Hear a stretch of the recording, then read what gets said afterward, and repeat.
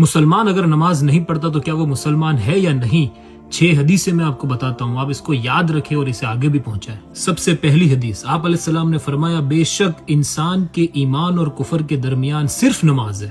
دوسری حدیث، عبداللہ بن مسعود سے روایت ہے کہ جسے یہ پسند ہو کہ وہ اللہ سے کل قیامت کے دن مسلمان ہو کر ملے تو اس سے چاہیے کہ جہاں اذان دی جائے وہاں نماز پڑھے، کیونکہ یہ تمہارے نبی کی سنت ہے، اور اگر تم اسے چھوڑ دو گے تو تم گمراہ ہو جاؤ گے۔ رسول اللہ کے زمانے میں اگر کوئی بیمار بھی ہوتا تو 2 آدمیوں کے سہارے مسجد میں آتا تاکہ وہ جماعت کے ساتھ نماز ادا کر سکے، کہیں ایسا نہ ہو کہ لوگ اسے منافق سمجھے۔ تیسری حدیث، آپ علیہ السلام کے صحابہ اس بات پر اتفاق رکھتے تھے کہ اعمال میں کسی بھی اعمال کو چھوڑنا کفر نہیں ہے سوائے نماز کے۔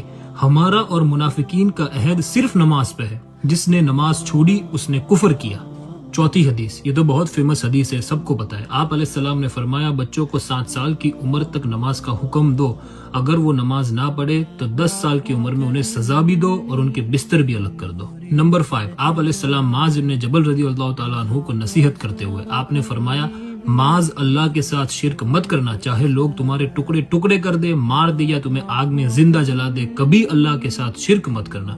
دوسرا، معاذ کبھی نماز مت چھوڑنا، کیونکہ تمہارا اور اللہ کا عہد صرف نماز پر ہے، اگر تم نے نماز چھوڑ دی اللہ کا ذمہ تجھ پہ سے اٹھ گیا۔ شراب کبھی مت پینا، کیونکہ یہ شراب ساری برائیوں کی جڑ ہے۔ دی لاسٹ حدیث نمبر 6، آپ علیہ السلام نے فرمایا نماز قیامت کے دن نماز پڑھنے والے کے لیے نور، دلیل اور نجات ہوگی، اور جس نے نماز نہیں پڑھی اس کے لیے قیامت کے دن نہ تو کوئی نور ہوگا، نہ کوئی دلیل، نہ کوئی نجات کا ذریعہ، اور ایسے لوگوں کا حشر فرعون، قارون، حامان اور امیہ ابن خلق کے ساتھ ہوگا۔